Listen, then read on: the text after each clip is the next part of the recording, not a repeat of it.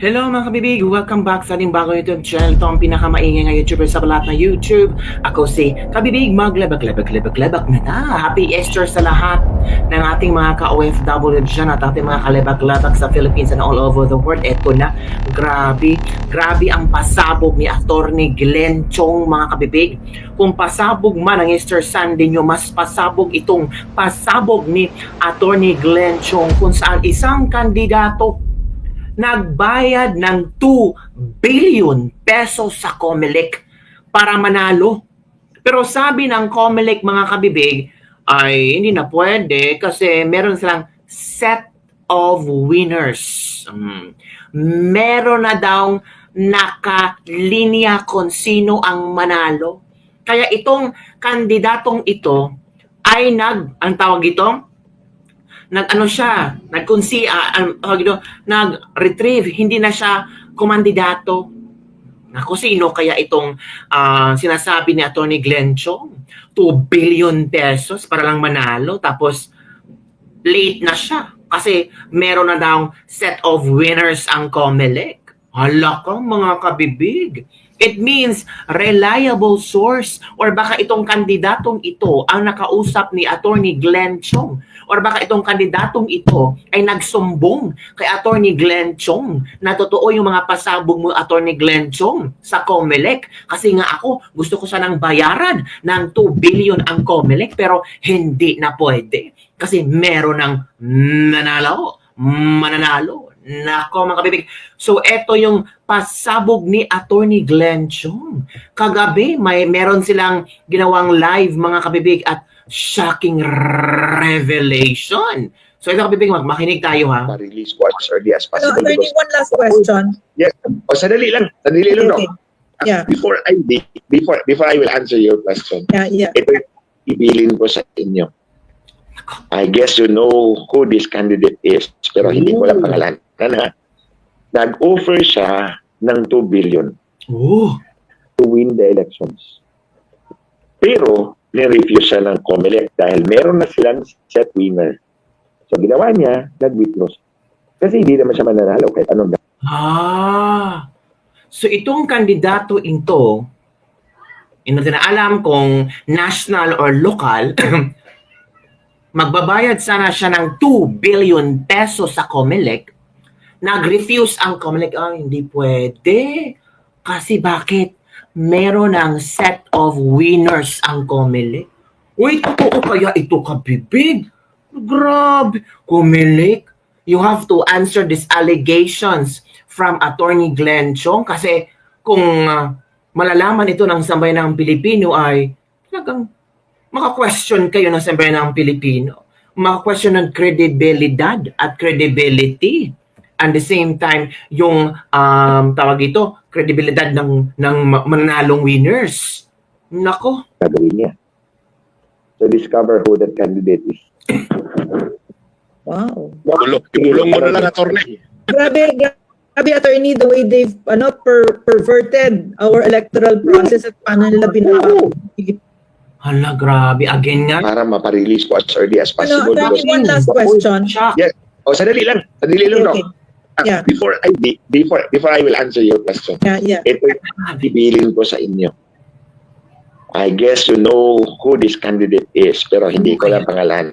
Naku, si. Nag-offer siya ng 2 billion to win the elections.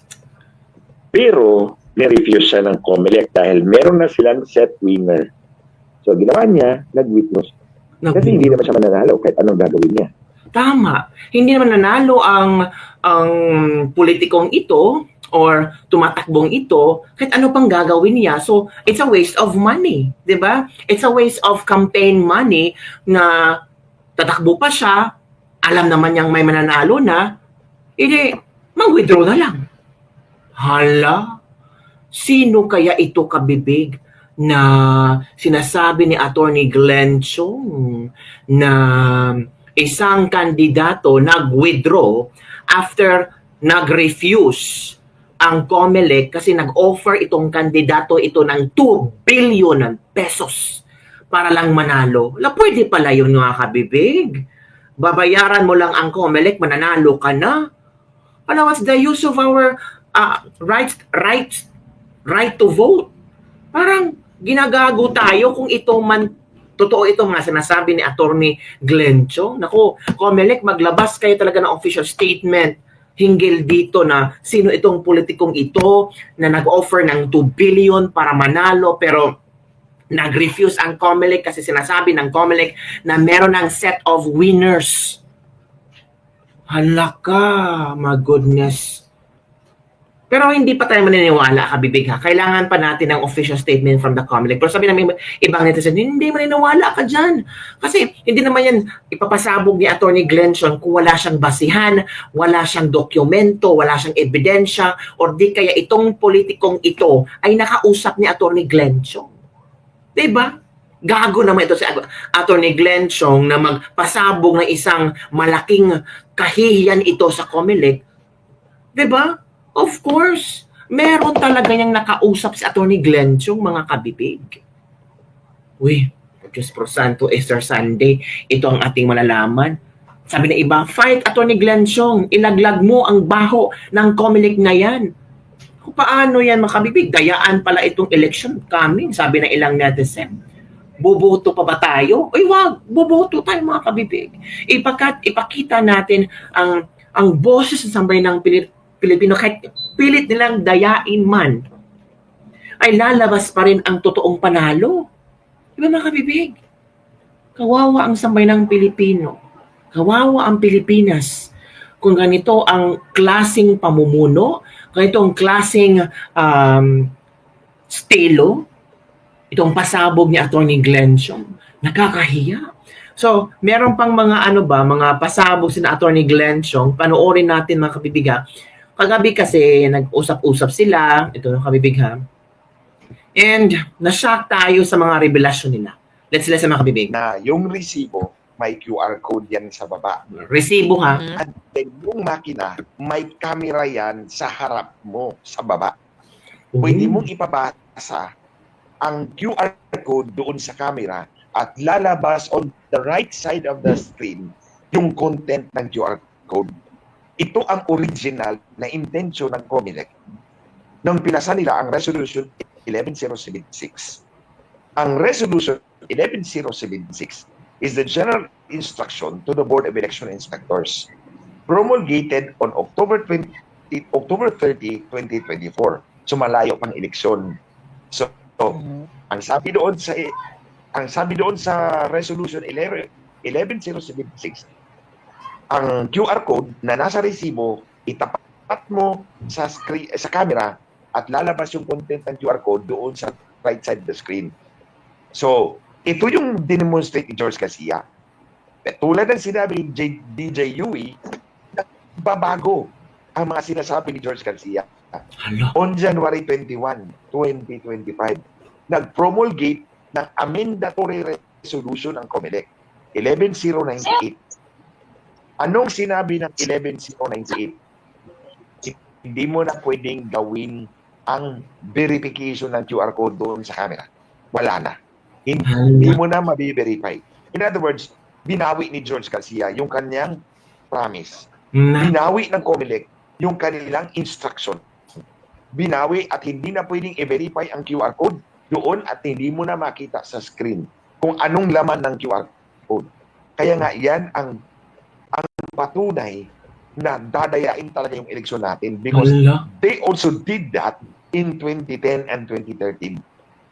Noong 2010, and this is discussed in the video extensively, may BEI keys with which to sign the digital signature.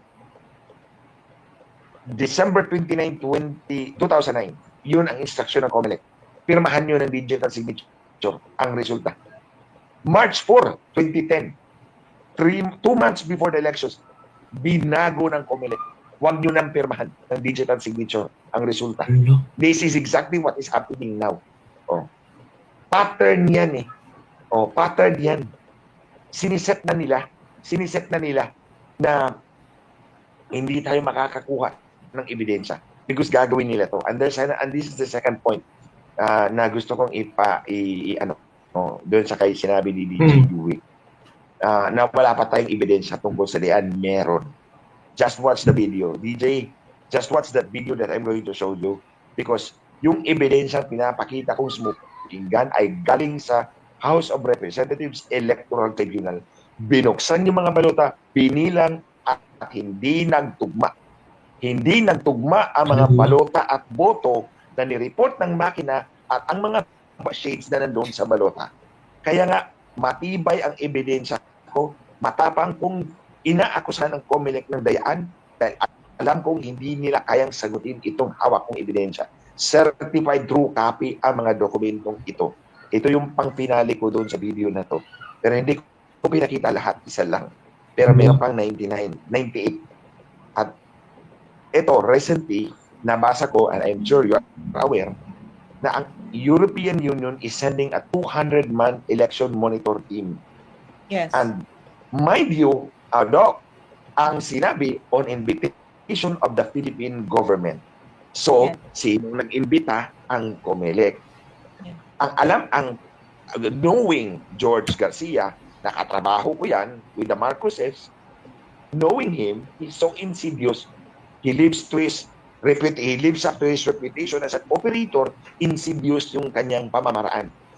Ang ginawa niya, ang gagawin niya dyan, inimbita niya ang EU, mag-set up ng monitor team para gamitin yung deodorant. Walang daya kasi minonitor ng election monitors ng EU. O ito yung kanyang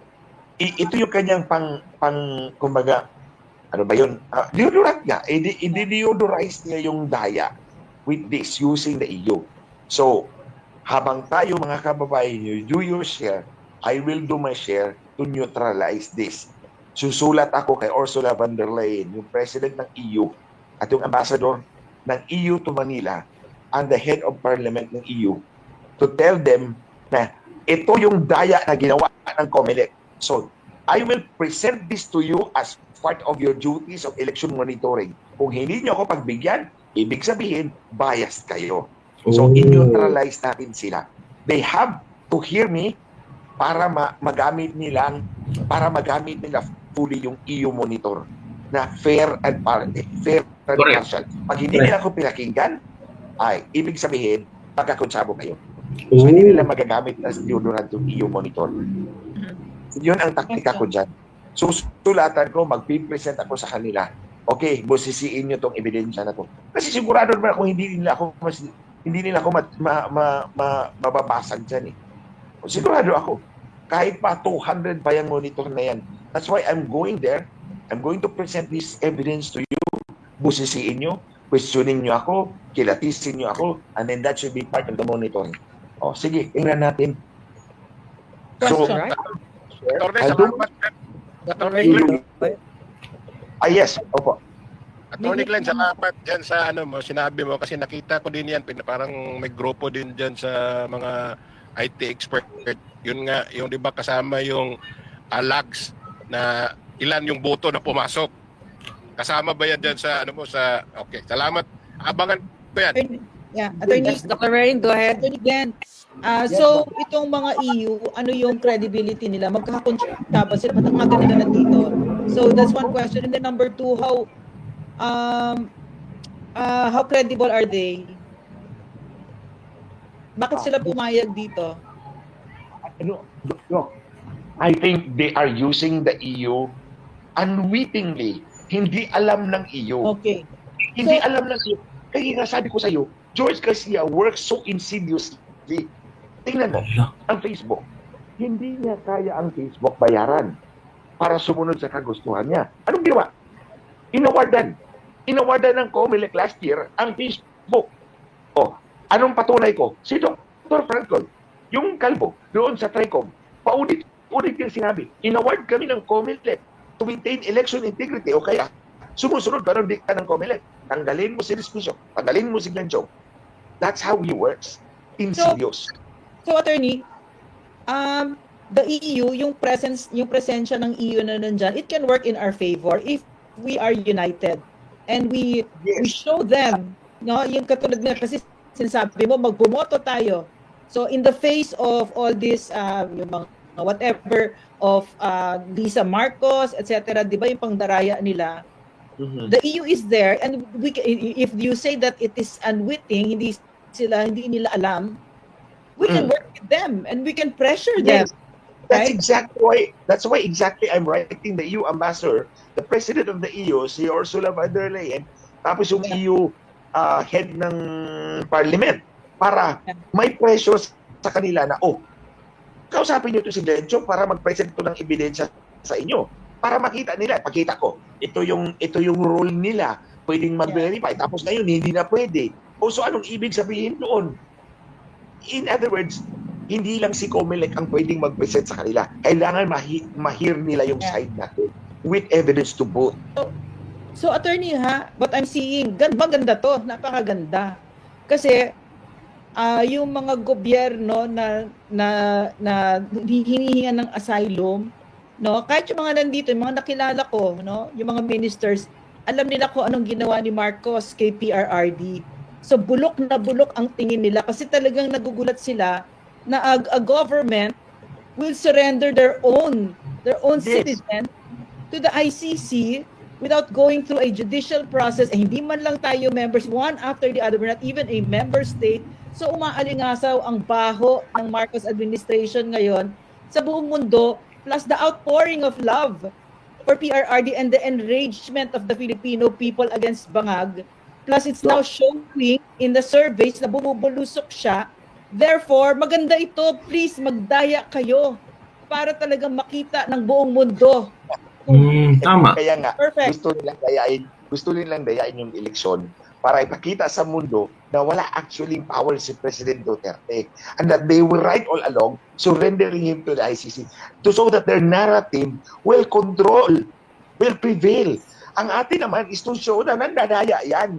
Kasi mandadaya yan. Correct. That's why we need to neutralize the EU kasi gagamitin nga nilang deodorant unwittingly. So the only way to do this is for the EU, pinaalam namin sa inyo that there is a different view, that there is cheating. How do you spot cheating? Kung ayaw nyo kaming pakinggan, edi konsabo kayo. So whatever the EU says afterwards, wala nang value. Kasi nakasulat tayo na we forewarned them. Hindi na sila unwittingly used. They become wittingly used. Kung ganon man. Also parang it would be so incredible that someone, a president like that, na bumulusok ang trust and approval ratings na historical lows never before seen. Suddenly, mga kandidato niya mananalo. So whatever it is, no, when they cheat, no, when they will forge on with their plans, which I'm pretty sure they will, kasi kakapal ng mga mukha nito dire-diretso lang, di ba? Plus, So posibleng manalo ang alyansa. The drug addiction Diba? factor is all involved here with their judgment, their perception, their decision making. So they will forge on, but they will forge on at their own risk, di ba? Sobrang talo sila dito, lalo't pag tayo nagkakaisa ang Pilipinas like never before. So, ang kinagagawin natin is to make sure that dadayaan is discovered and it is blatant para mawala na talaga ng credibility si Marcos. And it might be easier for him to fall. Kasi attorney, in order for them to pull this off, no, he's highly hated by the Filipino people right now. So in order for them to pull this off na mananalo pa ang mga kandidato niya, the cheating has to be very blatant. Diba? Yes, So of course. sabi natin na bumoto Pati kayo kasi dinodorant. ang paniniwala ko kasi, attorney, no, ang elections, hindi lang naman yan yung pag-cast ng vote, kundi sa pagbilang at saka sa pag-declare ng winner, di ba? Isang buong proseso yon. So, diyan natin sila, lalo't pag nagkakaisa tayo, diyan natin sila mahuhuli. No? Doc, may add ko lang din kay DJ Joey. Sir, itong sa 2019 elections, electoral protest po ito. Kinuha talaga ng House of Representatives Electoral Tribunal yung 100 ballot boxes at dinala dito sa Quezon City. Anong binuksan po nila, hindi nagtutugma yung 199. Yung isa hindi kasi nabuksan kasi basa. So, hindi na binuksan. Yung 99 machines, binuksan yon. Alam nyo, yung natalong kandidato binawasan ng 13,000 plus votes ng 99 machines. Yung nanalo dinagdagan ng 7,800 votes, Grabe. which is not supported by ballots, actual ballots. Example, sa isang presinto, sabi ng makina 300 ang boto ng nanalo. Pero ang balota 125 lamang. Isan humugot ang boto yung makina. Walang balota to support. Kaya nga, kompleto, sigurado akong hindi talaga ito masasagot ng COMELEC. Kaya I'm very sure about it. Nakuha ko lang tong ebidensya na to dahil technical consultant ako ng protestant nung tinalong kandidato. So, may kopya ako noon. I worked with him for 6 years. Kaya, may copy ako and all of these are certified to copy. And then, eto, I will not stay long lang because I will have to review the video now para maparelease ko as early as possible. Attorney, one last question. O, sadali lang. Sadali lang, Doc. Yeah. Before I will answer your question. Yeah. Ito na yun. Sa inyo. I guess you know who this candidate is, pero hindi ko lang pangalanan ha. Nag-offer siya ng 2 billion to win the elections. Pero, ni-refuse siya ng COMELEC dahil meron na silang set winner. So, ginawa niya, nag-withdraw siya. Kasi hindi naman siya mananalo kahit anong gagawin niya. So, discover who the candidate is. Wow. Ikulong mo na lang, attorney. Grabe, attorney, the way they've perverted our electoral process at paano nila binabago ang Pilipinas. Kaya nga, Doc, most of you do not know that there's one person fighting for everybody else. Hala. And I'm Yeah. not even expecting anything from every one of you in return. So there you go, Kabibig. Narinig na natin, Kabibig, ang pasabog ni Attorney Glenn Chong. So sana manalangin tayo na kung meron mang dayaan, sana mananalo pa rin ang boses ng sambayanang Pilipino. Sana makonsensya sila. Yun lang po, Kabibig. Don't forget to like, subscribe, and share this video para sa mga latest trending news na ating pag-usap-usapan. Bye everyone. See you next time.